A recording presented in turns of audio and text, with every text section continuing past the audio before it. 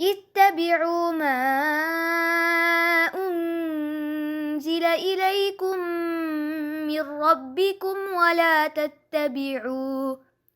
ولا تتبعوا من دونه. نحمده ونصلي على رسوله الكريم اما بعد فاعوذ بالله من الشيطان الرجيم بسم الله الرحمن الرحيم رب اشرح لي صدري ويسر لي امري واحلل عقدة من لساني يفقهوا قولي.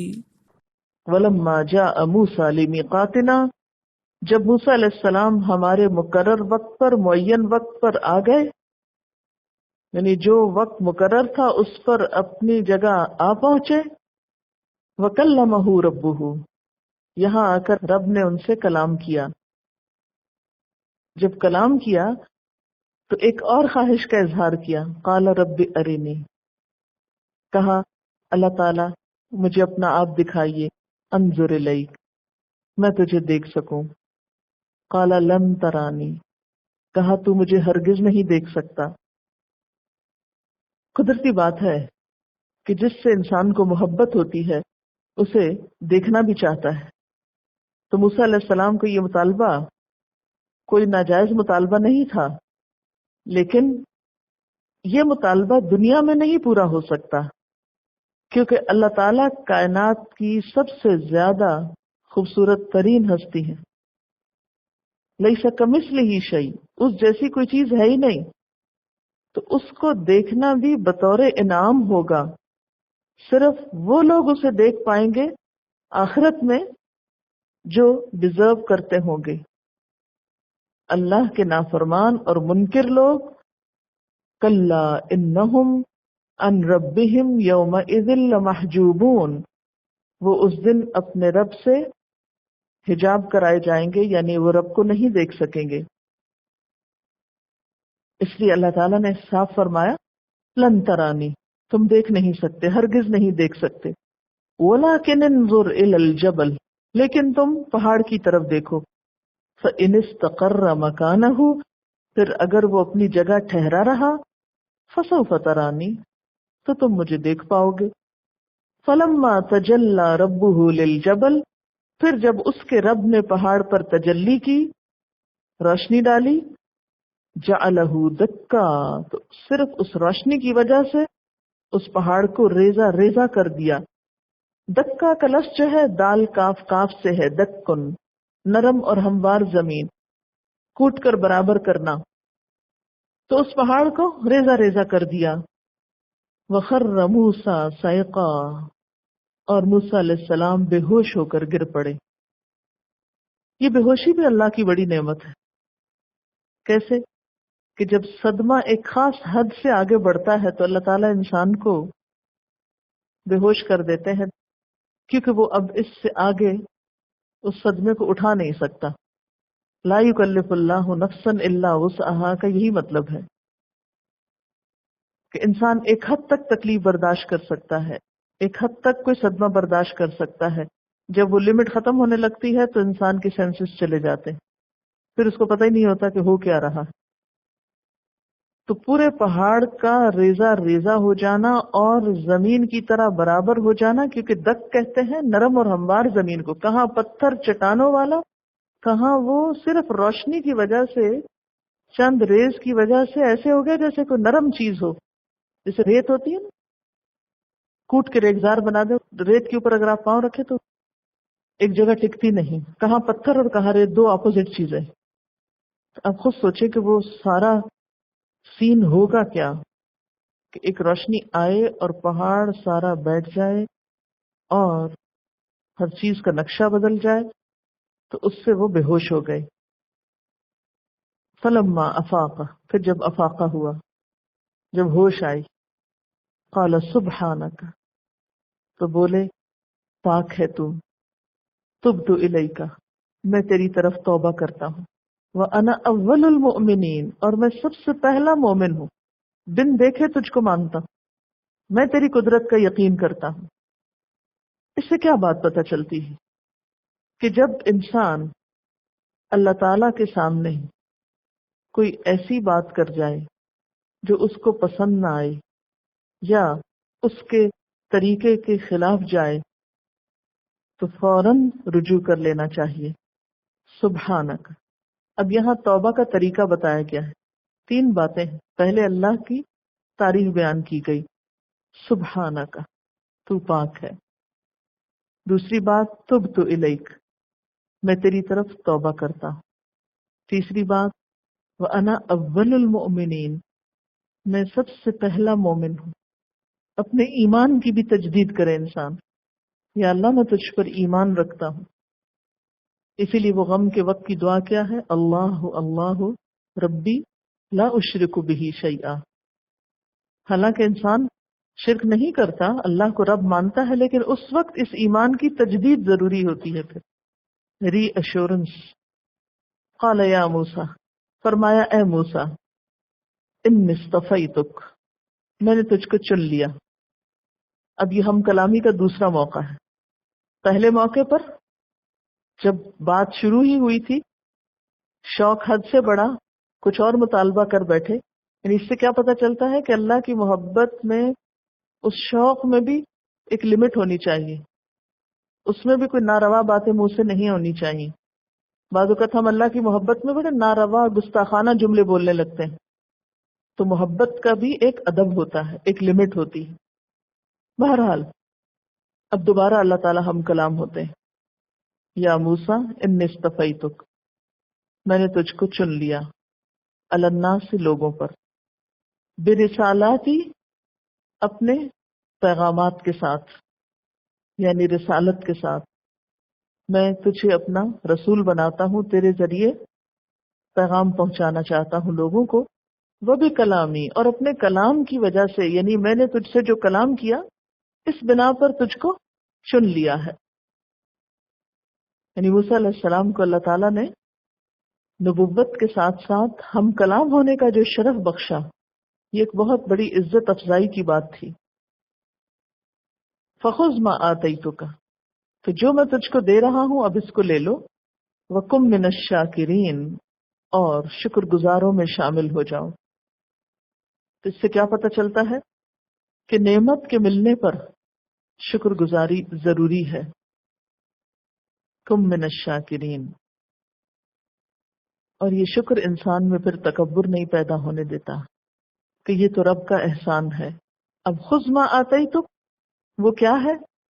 وَكَتَبْنَا لَهُ فِي الْأَلْوَاحِ، ہم نے اس کے لیے الواح میں لکھ دیا. الواح سے مراد تختیاں ہیں، یعنی جو بھی احکامات پیغامات دینا تھے وہ تختیوں پر لکھ دیے گئے. من کل شیء، ہر چیز میں سے، موعظۃً، نصیحت، و تفصیلا لکل شیء، اور تفصیل ہر چیز کی، یعنی ہر شعبہ زندگی کے متعلق نصیحت اور ہر پہلو کے متعلق واضح ہدایت تختیوں پر لکھ کر دے دی. بائبل کی روایات میں کہا جاتا ہے کہ یہ پتھر کی سلیں تھیں، یعنی یہ تختیاں لکڑی کی نہیں تھی بلکہ پتھر کی تھیں. اب یہ نہیں پتا چلتا کہ لکھا کس نے تھا، فرشتوں نے لکھا تھا یا اللہ تعالیٰ نے خود لکھا تھا یا موسیٰ علیہ السلام سے اس وقت لکھوایا گیا تھا. بہرحال لکھی ہوئی ہدایات ان کو دی گئیں. ساتھ ہی فرمایا فَخُذْهَا بِقُوَّةٍ، ان کو قوت سے پکڑو، مضبوط پکڑو، نیچے نہ گرنے پائیں. اور اس میں دوہرا معنی ہے، ایک تو یہ کہ ویسے مضبوط پکڑو، اور دوسرے اس کی جو تعلیمات ہیں ان کو مضبوطی سے پکڑو. تو اس سے کیا پتہ چلتا ہے اللہ کی لکھی ہوئی کتاب کا ادب کیا ہے. اس کو مضبوط پکڑنا چاہیے، اس کو راستوں میں نہیں رکھ دینا چاہیے کہ لوگ اوپر سے پھلانگتے جائیں. اسے اٹھا کر رکھنا چاہیے اور سنبھال کے رکھنا چاہیے، احتیاط سے رکھنا چاہیے، اس کا ادب اور احترام کرنا چاہیے. اور نہ صرف یہ کہ کتاب کا بلکہ اس کے اندر جو تعلیمات ہیں انہیں بھی. وَأْمُرْ قَوْمَكَ، اور اپنی قوم کو حکم دو، یعنی یہ لے جاؤ اور اپنی قوم کو کہو کیا، یأخذوا، وہ لے لیں، بِأَحْسَنِهَا، اس کے احسن کو، اس کے بہترین پہلو کو. اب احسن کیا ہے؟ احسن سے ایک مراد تو یہ ہو سکتی ہے کہ اس میں جو سیدھا سادہ مفہوم ہے باتوں کا وہ لے لیں، یعنی اس میں جو احکامات لکھے ہوئے ہیں ان کی پیروی کریں اور کسی بحث مباحثے اور منہ شگافی میں مبتلا نہ ہو، یعنی اس کا جو خوبصورت مطلب سامنے آتا ہے اس کو لے لیں، یعنی کہ کچھ لے لیں اور کچھ نہ لیں، یہ نہیں کہا جا رہا، یعنی اس کتاب کا جو حسن ہے وہ لے لیں، اس کا احسن پہلو لے لیں۔ اس کا یہ مطلب نہیں ہے کہ کچھ تعلیمات احسن نہیں ہیں، ساری ہی کتاب بہت اچھی ہے، لیکن ان تعلیمات کا احسن پہلو لیں تو یہاں احسن سے مراد پھر کیا ہوگی؟ کسی بھی چیز کی خوبصورتی اس کی سادگی اور اس کی روح میں ہوتی ہے، یعنی صرف ظاہری باتیں نہیں بلکہ اس کی جو اسپرٹ ہے، اس کا جو اصل مفہوم ہے وہ لیں، جس سے اس کے عمل میں تبدیلی آئے اور اس کی ریفلیکشن اس کے اوپر خوبصورت طریقے سے ہو۔ اس میں سے رخصتیں تلاش نہ کریں، اس میں تعویلیں نہ کریں، اس میں بحثیں نہ کریں، یعنی اس کی جو خوبصورتی ہے، اس کلام کی جو خوبصورتی ہے اس کو لے لیں۔ یعنی ایک تو کتاب کا ظاہری پہلو ہے نا، اور ایک کتاب کا وہ غیر محسوس انفلوئنس ہے آپ کے اوپر، یہ احسن ہوگا۔ مثلا آپ یہاں آتے ہیں، آپ کو صرف نالج نہیں دیا جا رہا، ایک تو ہوتا ہے نا کتاب کا علم، نالج، اور ایک اور چیز بھی ہے ساتھ، وہ کیا چیز ہے؟ جیسے ایک سٹوری پڑھتے ہیں نا تو ایک تو اس کے الفاظ ہوتے ہیں، ایک اس میں وہ انفارمیشن ہوتی ہے سٹوری کی، اور ایک اس کے ساتھ ایک انجوائمنٹ ہوتی ہے، ایک سرور ہوتا ہے، ایک اس کا امپیکٹ ہوتا ہے آپ کے اوپر، ایک تاثیر آتی ہے۔ لفظوں کو تو آپ بھول جاتے ہیں، سٹوری کے وہ جو سارے کیریکٹرز ہیں وہ بھی آپ کو یاد نہیں ہوتے، لیکن وہ جو اس کی لذت ہے، مثلا آپ کھانا کھاتے ہیں، چلیے کھانے سے مثال لیجئے، آپ نے ایک لقمہ لیا، لقمے میں اس کو آپ چبا رہے ہیں، نگل رہے ہیں، منہ میں ڈال رہے ہیں، اور ایک اس کا ٹیسٹ آپ لے رہے ہیں۔ اچھا، ایک ٹیسٹ ہوتا ہے زبان پر اور ایک ٹیسٹ کہیں اور بھی ہوتا ہے، یعنی اس سے آپ کی صرف زبان نہیں مزہ لیتی، آپ کی آنکھیں کھل جاتی ہیں، آپ کا یعنی پوری روح سرشار ہو جاتی ہے، آپ جھوم اٹھتے ہیں اس کو استعمال کر کے۔ کیا آپ کو اس کتاب میں ایک ان سین بونڈ نہیں نظر آتا اپنے خالق کے لیے؟ جسے کہتے ہیں نا وَاعْتَصِمُوا بِحَبْلِ اللَّهِ جَمِيعًا، اللہ کی رسی کو سب مل کے مضبوط پکڑ لو، تو وہ رسی کہیں رسی کی شکل میں تو نہیں نظر آتی، لیکن دراصل اس سے ایک قوت اور ایک طاقت آپ کو ملتی ہے، کس چیز سے جڑنے کی؟ اپنے خالق سے جڑنے کی۔ تو اگر اس کتاب کے ذریعے کتاب بھیجنے والے سے تعلق مضبوط نہ ہو رہا ہو تو پھر احسن پہلو تو آپ نے نہ لیا۔ اس کو یاد کرنا، حافظ بننا بھی بڑا ثواب کا کام ہے، اس کو لکھنا بھی بڑے اجر کا کام ہے، جب تک لکھا رہے گا اجر و ثواب ہوگا۔ پھر اس کا ترجمہ معلوم ہونا، اس کا مطلب سمجھنا بھی ایک بہت اچھی بات ہے۔ اس کے الفاظ اور اس کی بلاغت اور جو اس کی گرامر ہے، اس کے صرف اور نحو اور اس کو انالائز کرنا مختلف طریقوں سے، وہ بھی بڑا کام ہے۔ اس کا عالم بننا اور اس کے تاریخی پس منظر کو، آیات کے شان نزول کو جاننا بھی ایک بڑا اہم کام ہے۔ لیکن ان سب کاموں میں اہم ترین کام کیا ہے؟ کتاب کا مقصد کیا ہے؟ کیا صرف یہ ہے کہ ہم ترجمہ جان لیں؟ کیا یہ ہے کہ ہم اس کو رٹ لیں؟ کیا یہ ہے کہ ہمیں اس کی عربی آتی ہو؟ کیا یہ ہے کہ ہم اس کے شان نزول جانتے ہوں؟ کیا یہ ہے کہ ہم اس کو گرامیٹیکلی انالائز کر سکیں؟ کیا یہ ہے کہ ہم اس کے لفظوں کے روٹس جانتے ہوں؟ کیا یہ ہے کہ اس کی مختلف آیات کی تفسیر کا نمبر 1 پوائنٹ، نمبر 2، نمبر 3، اس سے یہ اور یہ مراد ہے، یہ جانتے ہوں؟ یا اس کے لیے 14 علوم جانتے ہوں؟ بِأَحْسَنِهَا، ان سب میں احسن، لطیف اور مقصد کیا ہے دراصل؟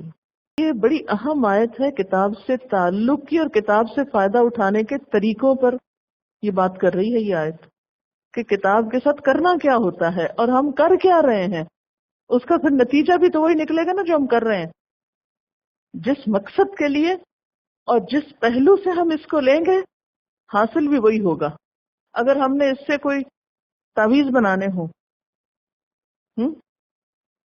جیسے کہ بہت سے لوگ بناتے ہیں، بطور وظیفہ پڑھنا ہو، جیسے کئی لوگ کہتے ہیں 41 دفعہ سورت یاسین پڑھو تو یہ کام ہو جائے گا، 11 دفعہ سورہ مزمل پڑھو اور اتنی دفعہ سورت احزاب لکھ کے یا سورت جن لکھ کے وہ کپڑوں میں لپیٹ کے بکسے میں رکھ دو، یہ مقصد حل ہو جائے گا۔ مختلف طریقوں سے اس کو استعمال کر رہے ہیں، آخر لے ہی رہے ہیں نا، اس کو بھولے ہوئے تھوڑی ہیں، یا بچوں کو حافظ بنا دیں، بنا رہے ہیں، بے شمار مدرسے ہیں اس کے، خوبصورت طریقوں سے لکھا جائے، تو آخر قرآن ہی سے تعلق ہے نا، کہ نہیں ہے نا تعلق؟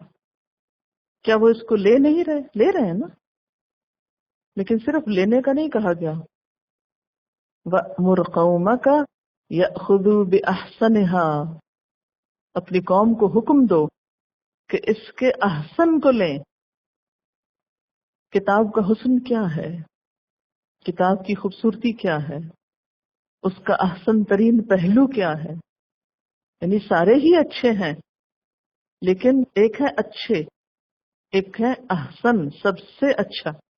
قرآن کے بھی احسن پہلو کو لینے کے لیے احسن صلاحیتیں دینا پڑیں گی ہمیں، اپنی زندگی کا پرائم ٹائم دینا ہوگا، کیونکہ ہم نے اس کے اصل مقصد اور احسن کی طرف توجہ نہیں دی، اس لیے ہماری زندگیوں میں بھی کوئی حسن نہیں آتا۔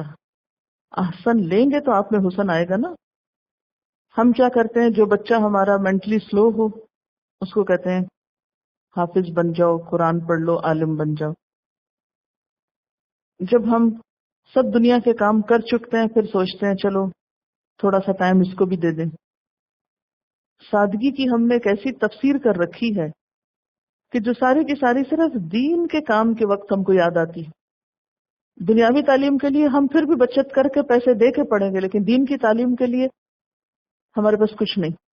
اس کتاب میں موعظت بھی ہے، ہر چیز کی تفصیل، احکامات بھی، مگر جو at the end of the day ہم ان سے ڈرائیو کریں گے، یعنی اس کتاب کی آیات سے جو چیز ہم کو لینی ہے وہ اس کی اصل روح یا ایسنس ہے، جو ہماری ظاہری نہیں بلکہ اندر یعنی دل کی دنیا بدل دیتی ہے، اس لیے کہ قرآن بھی دل پر اترا ہے۔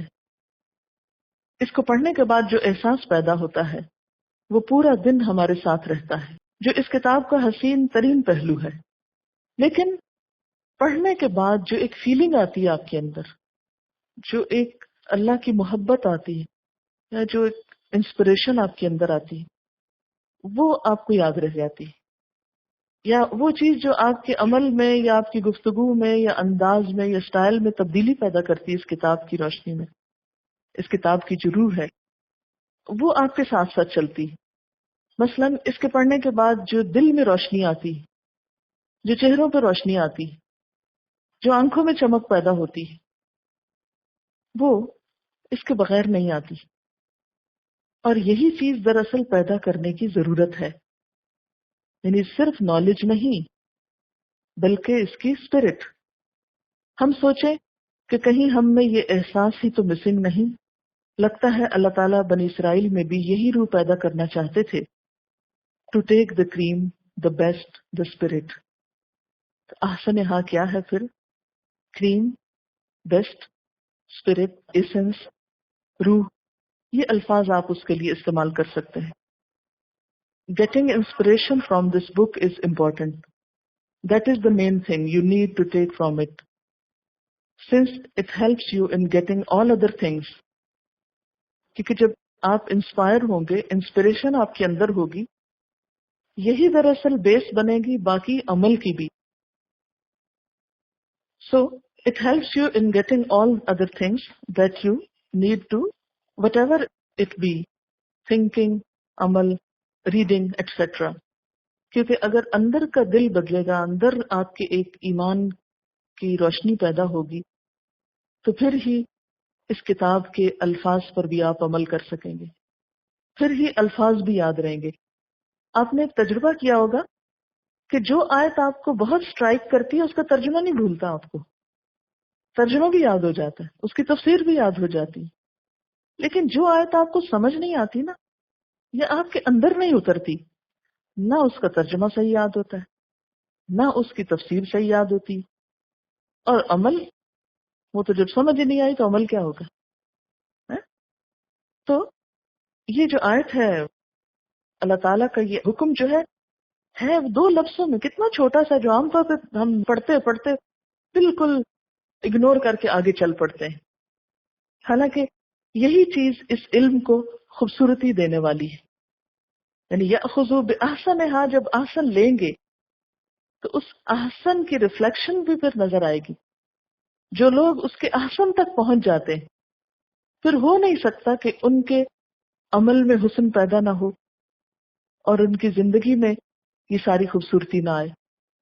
سوچ سے لے کر، سب سے پہلے تو سوچ خوبصورت ہوتی، دل سے حسد، بخل، حرص، غضب، نفرت، اس طرح کی چیزیں نکلتی ہیں. پھر اس کے بعد اس کا اثر زبان پر آنے لگتا ہے، زبان سے برے لفظ جو ہے وہ دور ہونے لگتے ہیں. پھر اس کے بعد عملی زندگی میں انسان کی تبدیلی آنے لگتی ہے. تو اگرچہ یہ بعض اوقات تھوڑی بہت ہوتی ہے، اور بعض اوقات یہ بھی آپ دیکھیں کہ پڑھتے پڑھتے شیطان اسے سنیچ کرنے کی بھی کوشش کرتا ہے. جہاں خزانہ ہوتا ہے اور یا جو چیز اٹریکٹیو ہوتی ہے، شیطان بھی ادھر ہی بھاگتا ہے نا کہ یہ لے لوں اس سے، اس کی جو شائننگ ہے یا اس کا جو حسن ہے یا خوبصورتی ہے وہ چھین لوں میں انسان سے. تو ایسے میں یأخذوا بأحسنها جو ہے، یہ بہت ہی ایک ہارٹ ٹچنگ اور بہت گہرے معنی رکھتے ہوئے ہمیں ایک خاص چیز کی طرف متوجہ کر رہا ہے. افسوس کہ ہم اسی چیز کو بھول گئے، اور اسی کے ریوائول کی ضرورت ہے آج کی امت مسلمہ کو. ورنہ لوگوں کا شکوہ کہ قرآن تو بہت پڑھے ہوئے ہیں لیکن ان کے پاس بیٹھ کر مزہ نہیں آتا، ان کی وہ پھیکے پھیکے ہیں، وہ بڑے خشک مزاج ہیں، وہ بڑے متکبر ہیں، وہ بڑے روکھے سے ہیں، وہ بڑے بد اخلاق سے ہیں، بڑے پراؤڈ ہیں. یہ بدگمانی ہے نا لوگوں کو قرآن پڑھنے والوں سے، کہ نہیں ہے؟ یہ ہے. یعنی رویے میں ایک خاص قسم کی کرختگی اور سختی نظر آنے لگتی، ایموشنل ہو جاتے ہیں، یا اسی طرح اور کچھ چیزیں جو ہیں وہ زندگی میں آتی ہیں.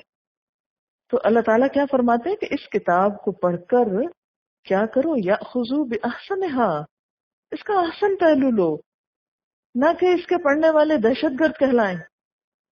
آخر کیا وجہ ہے کہ اسی کے پڑھنے والے فنڈامنٹلسٹ کہلا رہے ہیں، دہشت گرد کہلا رہے ہیں، خواہ وہ ہیں یا ان پہ الزام تراشی ہے، خواہ وہ نہیں بھی. اگر مثلاً ہم کہتے ہیں نہیں بھائی نہیں، یہ سب جھوٹ ہے، تو بہرحال ایک جھوٹا الزام بھی تو لگایا جا رہا ہے نا. تو ہم اس الزام کو کیسے دھو سکتے ہیں؟ صرف باتوں سے، صرف زبان سے نگیٹ کر کے کہ نہیں نہیں ہم دہشت گرد نہیں ہیں. کیسے کریں گے آپ؟ اپنے عمل سے کریں گے. آپ دیکھیں کہ جب دھماکوں میں کوئی ایک بھی دیندار شخص پکڑا جاتا ہے یا ایک بھی دین کا علم پڑھنے پڑھانے والا ملوث کر لیا جاتا ہے تو اس سے پورے دین کا ایک امیج خراب ہو جاتا ہے. اور افسوس کہ ہم نے اس کتاب کے احسن پہلو کو نظر انداز کر دیا اور صرف ان سلیکٹیو آیات کو لے لیا. آپ دیکھیے کہ بہت سے مدارس میں جب قرآن پاک پڑھایا جاتا ہے یا تو بہت تیزی سے گزار دیتے ہیں یا سلیکٹیو پارٹس پڑھاتے ہیں. کسی نے کہا ہم اتنے سپارے ایک سال میں پڑھتے ہیں، کسی نے ایک حصہ بتایا، کسی نے دوسرا بتایا، لیکن وہ جو اصل روح ہے وہ نظر نہ آئی جس کو اجاگر کرنے کی ضرورت ہے. میں یہ نہیں کہتی کہ ہم نے کوئی کمال کر دیا، لیکن ہمیں بھی اپنی مزید اصلاح کی ضرورت ہے. اور اسی لیے یہ گفتگو کی جا رہی ہے کہ ہم بھی صرف الفاظ سے نہیں، صرف تفسیروں سے نہیں، صرف نمبروں سے نہیں، صرف رٹے سے نہیں ہمارا کنسرن ہونا چاہیے، بلکہ یأخذوا بأحسنها، کہ یہ پڑھ کر ہماری زندگی میں ایک حسن آ جائے. فخذها بقوة وأمر قومك يأخذوا بأحسنها، اور اپنی قوم کو حکم دو کہ اس کے بہترین حصے کو لیں. سأریکم دار الفاسقین، ان قریب میں دکھاؤں گا تم کو فاسقوں کے گھر. یہاں فاسقین سے مراد عمالقہ ہیں، جنہوں نے بنی اسرائیل کے فلسطین سے نکلنے کے بعد ان کی زمین پہ قبضہ کیا اور پھر وہاں خوب ظلم و ستم کیا. تو اللہ تعالیٰ نے فرمایا کہ تم اپنی تربیت کرو، اس کتاب پر عمل کرو. اب آپ دیکھیں ذرا، یہ دیا کہاں جا رہا ہے نا یہ حکم، یہ بھی ذرا سوچیں. بنی اسرائیل فرعون سے نجات پا کر آئے، ان کو جب جہاد کے لیے بلایا گیا تو انہوں نے کیا کیا؟ حضرت موسیٰ کو کہا آپ اور آپ کا رب جا کے لڑیے، ہم تو نہیں کچھ کر سکتے. اس کے بعد ان کو صحرا میں 40 سال تک چھوڑ دیا گیا. ان کو پھر کتاب دی گئی اور پھر کیا کہا گیا؟ ابھی اپنی تربیت کرو، یا خذو بأحسنھا، اپنے اندر کردار پیدا کرو، ایمان پیدا کرو. پھر پوری ایک نیشن جو ہے وہ ختم ہوئی، پھر ان کی نئی جنریشن آئی جس کے اندر کچھ اخلاق اور کردار اور یہ تمام چیزیں تھیں. انہوں نے پھر جا کر عمالقہ کے ساتھ جنگ کی اور پھر یہ ان کو اپنا وطن واپس ملا حضرت یوشع بن نون کی قیادت میں. سأریکم دار الفاسقین، ان قریب میں دکھاؤں گا تم کو فاسقوں کے گھر. دار الفاسقین سے مراد آثار قدیمہ بھی ہے، یعنی تم ان کے آثار قدیمہ کو دیکھ کے پہچان جاؤ گے کہ ان لوگوں پر گزری کیا. جو اللہ کی نافرمانی میں جی رہے تھے وہ خود تو مٹ گئے، گھر کھڑے ہیں ان کے بڑے بڑے محلات. یہ دنیاوی ترقی ان کو بچا نہ سکی. یعنی جو قومیں اللہ کی کتاب کے بغیر جیتی ہیں، اللہ کی تعلیمات کے بغیر بڑا بننے کی کوشش کرتی ہیں، پھر ان کا انجام دنیا میں عبرتناک ہوتا ہے. تو یہ دراصل ان کے تکبر کا اظہار تھا اور انہوں نے کچھ بھی نہ مانا.